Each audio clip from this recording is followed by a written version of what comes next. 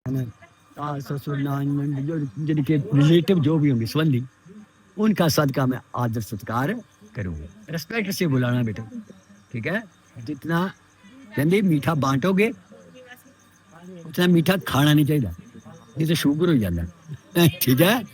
मीठा बांटो, दान मीठे का क्या जिनके मीठा बोलिए, सबको मीठा बोलोगे। ये जीव दंदा बतियां दे अंदर रही है, लेकिन आंधी सारे ते पहले है, कहने जांदी सारे ते बाद है, दंद सारे तो बाद आउंदे ने, कहने सारे तो पहले चली जाते हैं, चले जाते हैं ना। तो ये जीव जी दंदा के नाल नहीं टकरानी चाहिए। मायके में ये थी दांत के साथ, ससुराल में होनी चाहिए तालू के साथ। औरत की जब शादी हो जाती है ना, मायके में उस बेटी की जीव जो है दांतों के साथ लगती है, लेकिन ससुराल में जाकर के उसकी जीव जो है वो तालू के साथ होनी चाहिए, तब गृहस्थी जो वो स्वर्ग बनती है, नहीं तो नरक बन जाएगी। स्त्री के हाथ में ही होता है गृहस्थ को नरक बनाना और स्वर्ग बनाना।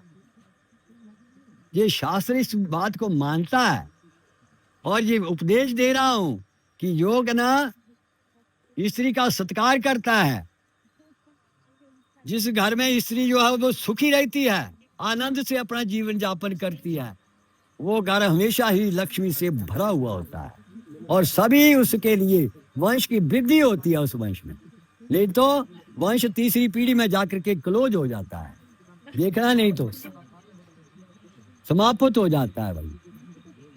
तो स्त्री को हमेशा ही परेशान रहना चाहिए घर में, ये नहीं, ठीक है ना। ताई तो बलवान कैसे होंगे, एक दूसरे के प्रति ईर्ष्या द्वेष करते रहोगे तो दुखी रहोगे ना, तो बलवान कहाँ हो सकते हैं। जितना मर्जी खुराक खाते रहो, ईर्ष्या द्वेष वाला तो कमजोर ही रहेगा, ताकत नहीं आएगी। तो ये कहता है कि भाई बलवान तभी हो सकते हो आनंद से जीवन यापन करोगे। ये विवाहिक जीवन जो है वो आनंद भोगने के लिए बनाया गया। और तीसरी शर्त ये तो मंजूर है, तो अगली कर लो, थोड़े से और कर दे। तीसरी शर्त दे विच धन का सुख मंगया है नहीं, कहता है कि धन पे इसकी पॉकेट के मुताबिक ही आपको धन खर्च करना चाहिए। डिमांड जो है ना, जैसे जितना ये कमाता है उसी के मुताबिक आपने डिमांड करना। ये नहीं ये इसकी तनख्वाह 80,000 हो, आप कहना 1 लाख की डिमांड कर दो, तो 20,000 कर्ज हो गया ना। तो ये कहता है कि नहीं, जितना मेरी पॉकेट इजाजत देना उतने ही आपने डिमांड करना धन को, यानी कि उसमें बैंक बैलेंस बनाने की कोशिश करना। जो बैंक बैलेंस नहीं बना पाएगा तो वो गृहस्थ स्वर्ग नहीं बन पाएगा। तो कहती है कि कहना मेरे माता पिता ने भाई पता नहीं कितने तरीके नाल दुख सुख सहन करके पाल पोस के आज तुहाडे हवाले कर देता, ते कहना आज दोनों तरफां दे पंडित ते दोनों तरफां दे रिश्तेदार आए हुए ने, ते कहना उन्हां दे सामने ये पानी दा कुंभ भरिया होया कि ज्योति देवतियां दी इत्थे स्थापन कीते हुन सारे, ते कहना इन्हां दे सामने मेरे माता पिता ने तुहानू दान दिता है, ठीक है, कोई कुछ नहीं लिया दिता, ठीक है ना। आज तो मेरी जाति कुल गोत्र जरा है वो बदल गया। ये 3 कलीरे ताई 4 पवाए ना कि लड़की कहती है कि मैं कहना 3 काम जड़े ना अपनी मर्जी से कर सकती हूँ, और 3 कुलों की इज्जत रखी जाती है। अज अथाह फुलियां लगा दी गई, नहीं तो पहले 3 कौड़ियां लगाई जाती थी, हूँ चिट्टियां फुलियां लगाई जा रही। अथाह 3 कौड़ियां लगाई जाती थी, क्यों लगाई जाती थी, 3 कुल की इज्जत रखती थी वो लड़की, उसको आशीर्वाद देती थी गांव की स्त्रियां। और कहना जो संबंधी होते थे, जिस घर से जा रही है उस घर की इज्जत, और जिस घर में जा रही है उस घर की इज्जत, और मामे की इज्जत, उस तो 3 कौड़ियां तब लगाई जाती थी कलीरे में, ये आशीर्वाद दिया जाता था कि बेटे आपने 3 कुलों की इज्जत रखना। कभी कोई कहना हमारे पास आपका है कोई ऐसा बुरा संदेशा नहीं आना चाहिए। आज तो फोन मिनटे ही करी जा रहे, जरा भी गल कौड़ियां को नहीं दिखियां फुलियां तो लाई होनियां, फिर भी एक लाई होनी तो इको ही बात नाल ही सारा ही टूला लाई दिया सारे पास। तो ये बात ये कह रहा है इसमें कि 3 कुलों की इज्जत और 3 काम, धर्म, अर्थ और काम, ये कहती है कि मैं अपनी मर्जी से कर सकती हूँ, लेकिन चौथी फेरी ले ही है ना, तुसी आज्ञा हो गए, ये पीछे क्यों हो गई? रीजन है इसमें भी। क्या रीजन है? कि कहना पत्नी चाहे जितना मर्जी दान पुण्य कर ले, चाहे सोना लाखों की तरह दान कर दे, लेकिन अनाज दान कर दे, फल दान कर दे, लेकिन फिर भी पति की सेवा के बिना उसकी मुक्ति नहीं हो सकती, उसको मुक्ति नहीं मिल पाती है। जो औरत अपने पति की सेवा नहीं करती है भाई, या उसकी आज्ञा का पालन नहीं करती है, वो कभी सुख नहीं भोग पाती है। उसका परिवार, उसकी औलाद आज्ञाकारी कभी नहीं होगी, और सत्कार करने वाली कभी नहीं होगी, और ऊंची ऊंचाइयों को कभी नहीं छू पाएगी। जी मैं आपको जो अपना 46 साल का एक्सपीरियंस बता रहा हूं, मैंने देखा है ऐसा। तो ये कहना लिखा है इसमें ये कि कहना चौथा नंबर है काम, धर्म, अर्थ, काम और मोक्ष, पति की सेवा के बिना कभी नहीं मिल सकता। ताई पिछे चली और पति दे पैरां नूं दिखदी हुई ये कहंदी है कि मैं सदा ही तुहाडी कहना हिक देख सकदी हूं, पिठ नहीं दे सकदी। आंधे दी हिक देख सकती हूँ, लेकिन पिठ नहीं देख सकती। तो ये बात पत्थर की लकीर है। तो ये कहना कहती है कि ये तुहानू ये कहना स्वीकार है। आज तो मेरी जाति कुल गोत्र जिहड़े थे बदल गए, मेरे माता पिता का गोत्र जात जो थी वो बदल करके आपकी जाति गोत्र बन गया, ठीक है जी। और आज तो मेरे स्वंदी जड़े न एक लक्ष्मी रूप दे विच कहती है कि मैं अपने माता पिता नू जी आशीर्वाद देनी है कि वो सदा सुखी रहन, मेरे नू मायके की तरफ से कोई दुख भरा संदेशा नहीं आना चाहिए। ये प्रार्थना कर दी, आशीर्वाद दे रही है, तो ये स्वीकार है। तो मिटा दे आगे। 5वीं शर्त है भाई, ये तो बड़ी कठिन है, ये नहीं कर सकते आज के बच्चे। नहीं, चौथी है ना, चौथी शर्त में लिखता है कि कहना लड़की कहती है कि कहना इन्हीं सुख मंगया, ते सुख क्या है कि कहना तुसी आए ना मंडप दे विच गौरा माता की आराधना की, ठूठी मनसांदे है पंडित उन्होंने कराया, जो भी कराया वो कहना उनकी ड्यूटी ने निभाया, जो कर दिया। हाँ जी, तुसी ये मन दे विच कहा कि कहना आज तो मैं पति वाली बनने जा रही हूँ, मैं बर को वर्ण करना है, तो मेरा ये फर्ज है कि कहना जो भी पत्नी भाव के प्रति, सुख शांति के प्रति और दीर्घ आयु के प्रति पति के लिए मैं करूंगी व्रत त्योहार, तो मैं जरूर करने की लंबी आयु हो इनकी। पर कहना क्या करना कि कहती है कि जिस वेला ये 2 व्रत होंगे ना, करवा चौथ और संगड़ चौथ, तो कहती है कि कहना तुसी मैनू ना उस दिन जड़ी मैं डिमांड करो तुसी ला के देनी, उस दिन इन्होंने कोई पिंच करने वाली बात नहीं कहनी, ठीक है, पिंच करने वाली बात नहीं करनी। जिसने उस दिन इसका मान जो है वो दुखी, क्योंकि चतुर्थी का चांद होता है। चतुर्थी के चांद में जो औरत दुखी होती है ना, उसका पति हमेशा ही रोगी बन जाता है।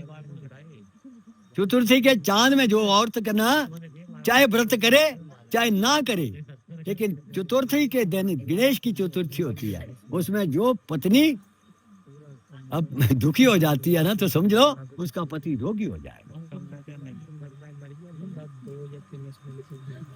तो आगे लिखता है कि कहना ये मैं कहना सदा तुहाडी लंबी आयु वास्ते व्रत तैयार करने, तो तुसी मैनू करना दे, स्वीकार है। 5वीं शर्त जी पशुओं का सुख मंगया ही नहीं, तो आपू नहीं काम करता, पशुओं का करनी। पशुओं का सुख ये दूध दही शायद भाई घी अपने घर का खाओगे तो सुखी रहोगे, हिष्ट पुष्ट रहोगे, कोई रोग नहीं होगा। मुल्ले का खाना तो भी कोई ना कोई रोग लगेगा, पर फिर भी कहते हैं कि कहना आज तो मेरे माता पिता ने पाल पोस करके इतना बड़े करके आपके हवाले कर दिया, लेकिन तो कहना मेरा जरा है पालन पोषण जवानी तो लेकर के वृद्धावस्था तक करना होगा। आज तुसी जवानी दे विच मेरा पालन पोषण करो, कि वृद्ध हो जाऊं तो आप मेरा पालन पोषण करो। हमारा प्यार जो है वो इतना दृढ़ होना चाहिए कि हम वृद्धावस्था तक एक दूसरे के प्रति हमदर्दी जो है वो दिखाते, एक दुखी हो तो दूसरा उसकी हेल्प करे, ठीक है। तो ये हमदर्दी करते रहना है। और क्योंकि कहती है दो भांडे रखे होंगे तो टकराते रहेंगे, ये थोड़े भी कोई बोली ठोकर भी हो गया तो कहना इतनी भी नहीं ठोस कर देनी, इतनी भी नहीं बढ़ाना, क्योंकि शायद ही बिल्कुल शाही कर देनी, लस्सी दी लस्सी नहीं कर देनी, बिल्कुल थोड़ी बहुत पानी पानी जो की रहने देनी, ठीक है। यानी कि कंट्रोल देनी, कोई भी बात जो है वो एक दूसरे को सहन कर ले, ठीक है जी, ठीक है ना। क्रोध दे विच ये कुछ कहना गलाई भी दिया, क्या तुसी कहना इसनों माफ कर देना, क्या समझ करके, क्योंकि तुसी मालिक हो ना, स्वामी हो, कहती तुम स्वामी हो मेरे, मालिक है ना, तो जे मेरे तो कोई कुछ क्रोध विच गलोई जाना तो तुसी माफ कर देना कभी, कहना तुसी क्रोध नहीं करना कभी, ये तो करो टैंपरेचर हाई नहीं करना, शांत रहना, ठीक है जी। ये मेरी थोड़े अगे सदा वास्ते प्रार्थना। फिर कहना है कि कहना अगर जी तुम कहना मेरे से इस प्रकार की बातें करते आपको भी फिर बराबर होना चाहिए, तो उसने भी जैसे मैं रहूंगा वैसे आपको भी रहना पड़ेगा, रहोगे ना, स्वीकार है। छठी छत 6 ऋतुआं होंदियां साल दे विच, 6 ऋतुआं दा अपना अपना महत्व होंदा अलग अलग, ते उन्हां 6 ऋतुआं दे विच कहंदे ने कि कहना तुहाडे सर्वबंधु जनानाम स्वामी भक्तो दास्वाम अजल पात्र कंकणाम दत्तावम प्रेम तवया कदापि न वाच्यम किम दत्तम च बंधु भी अवश्यम सह संभाषा कलेर विजायते निरीनाम के बार आज जितने भी मेरे रिश्तेदार तुहाडी सेवा दे विच लगे हुए हैं, और उसके बाद भी कहना तुसी जिथों भी कहना मिल गए तो तुहाडे आपस रिश्तेदारी कोई भी तो प्यार दे नाल जां ना तुहाडी सेवा जिहड़ी है पूर्ण रूप दे नाल करनी है, ठीक है ना।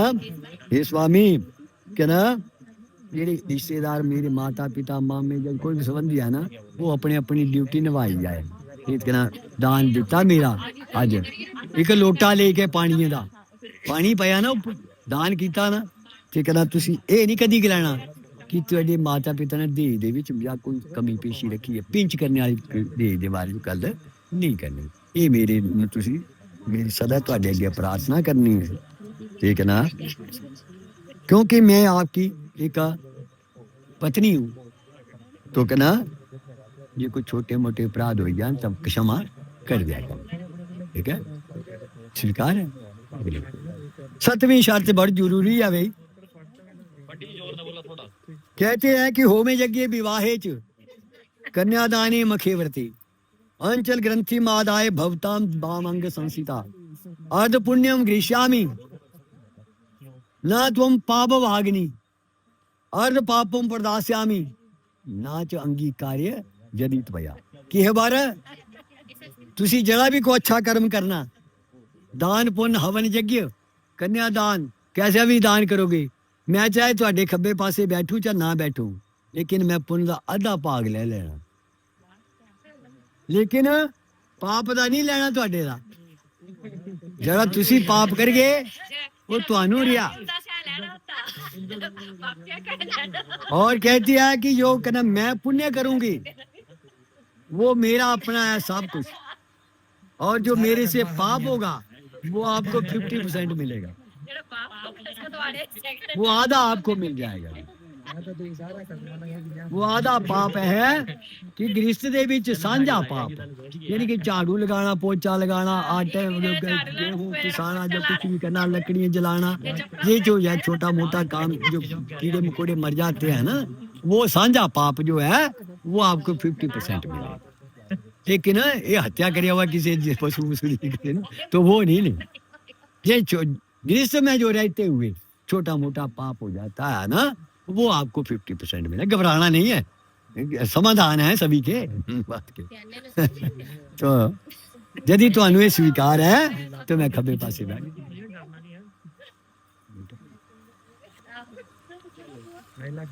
अब कहना एक रह गई है सनियार दी ठुच ठुच दे लुहार दी, ਭਾਰਤੀ ਤੂਨੇ 7 ਗੱਲਾਂ ਇਸ ਤੋਂ ਮਨਾਈਆਂ ਨੇ ਤੇ ਕਹਿੰਦਾ ਮੇਰੀ ਇੱਕ ਸ਼ਰਤ ਹੈ, ਇਹ ਤੈਨੂੰ ਮੰਨਣੀ ਪਾਉਣੀ ਹੈ। मानेगी ना, इसने तो मान ली तेरी सारी, कठिन तो कठिन भी तो मानना, आपने भी मान जाओगी ना। कहते कि आदो धर्म धरा, जो ते सृष्टि रचाई गई इस पृथ्वी दे उत्ते, क्योंकि मनु के आने पर ही ऋषि मनु और शत्रुपा इन दोनों ने जब इस पृथ्वी पर जन्म लिया ना, तो फिर ये मैथुनी सृष्टि आरंभ हुई थी। पहले इच्छा सृष्टि हुआ करती थी। ऋषि मुनि कहते थे अपनी पत्नियों को कितनी संतान चाहिए, 10, तो 10 हो गई। जो 20 तो 20, जो 2000 2000। कृष्ण भगवान ने तो 16,000 108 कर लिया था जी। शादी किया नहीं किया, सुना ना अपने इतिहास। तो पहले इच्छा सृष्टि हुआ करती थी, मनु और शत्रुपा पैदा हुए, मैथिली सृष्टि आरंभ हुई। तो ये उसके बाद ये मनु ने ही ये बताया है कि इस पृथ्वी पर पहले नंबर पर लड़की जो है, स्त्री है, उसको पति के साथ सच बोलना चाहिए, कभी झूठ नहीं बोलना चाहिए। चाहे जितना मर्जी अपराध करके आ जाए, उसको सच बोलना चाहिए और क्रोध नहीं करना चाहिए, आलस नहीं करना चाहिए। कोई दोस्त आ जाएगा, गिलास पे चाय बनाओ, जब पानी पिलाओ तो आप कहो मैं बीमार हूँ। बीमार होते हुए भी आपको ये एक ना दोस्तों की सेवा हुआ तो करनी पड़ेगी। क्या है, क्योंकि घर में कोई ना हो तो करनी पड़ेगी ना। तो और आगे लिखता है कि मेरे भाई बहनों, जब कोई भी रिश्तेदार उनका आदर सत्कार आपको करना होगा ते मिठा शब्द नाल बोलना, ते तेरे दे विच इदां दे गुण होंगे तो मैं तेरा पालन पोषण जरूर करगा। ठीक है ना। जिथे कोई झूठ मंडली बैठी हो है, उत्थे प्रिंस होर भी बैठी हो ना, ते उत्थे जाके तुसी प्रवेश करो ते लेक्चर दे दियो बुरा भला प्रिंस को, तो वो काम नहीं करना। घर आ जाए ना तो अंदर बिठा लेना, फिर जितना मर्जी इसको डांट लेना, कहने पर्दे के पीछे, ठीक है ना, यानी के सामने नहीं, ठीक है ना, सामने यानी कि किसी के इंसल्ट नहीं करना पति का। और आगे लिखता है कि जिथे बिना कारण तो जिथे भी जाना हो ना, पहले तो माता पिता के आगे के बिना भी कभी कभी निकल जाती हैं बेटियां बेटे। तो आज से आपने ना घर में जो भी बड़ा हो, चाहे सास ससुर ना हो, कोई भी कहना बड़ा हो, तो उसकी आज्ञा का लेकर के ही कहीं जो भी बुलाए तो वहां जाना। यहाँ तक कि मायके भी आना हो ना, तो भी कहना कह करके आना, बिना कहे हुए नहीं आना है। और पहले तो गाना बजाना भी कर लेते थे, लेकिन लिमिट का गाना। गांव में भी कहना, अपने घर में ससुराल में जाकर के हंसी मजाक कहता है कि मैं जिस पुरुष को नहीं जानता, पहले तो परिचय देना होगा आपको कि ये मेरा फलाना संबंधी है, तो फिर मैं तो आप उसके साथ बात कर सकती है। लेकिन जब तक तू परिचय नहीं दे तो कहना मैं समझूंगा कि ये पराया आदमी है, तो उसके साथ आपने नजायज की बातचीत जो है वो नहीं करनी। मेरे घर दे विच रहंदी हुई तू प्रसन्न चित होकर के ਉਹ ਪੱਥਰ ਦੇ ਉੱਤੇ ਪੈਰ ਰਖਾਇਆ ਨਾ, ਕਹਿੰਦੇ ਇੰਨੀ ਸਿਰ ਦੇ ਉੱਤੇ ਤੇਰੇ ਹੱਥ ਰੱਖਿਆ, ਛਤਰ ਛਾਇਆ ਦਿੱਤੀ कि मेरी छत्र छाया दे विच रह के मेरी आज्ञा का पालन करती हुई तू इस पत्थर की तरह दृढ़ हृदय करके मेरे साथ अपना गृहस्थ जीवन व्यतीत करेगी आनंद के साथ, तो मैं तेरा पालन पोषण जरूर करूंगा।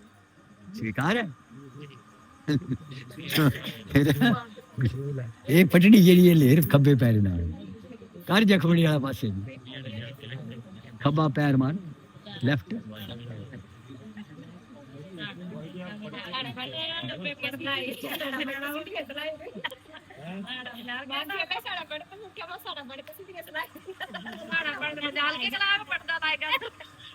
लो लो चीटे मारो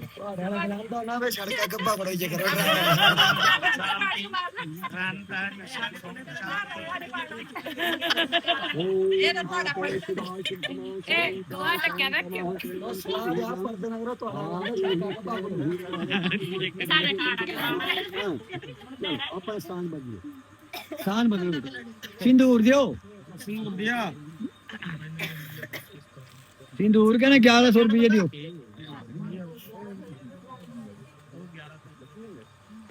सिंदूर का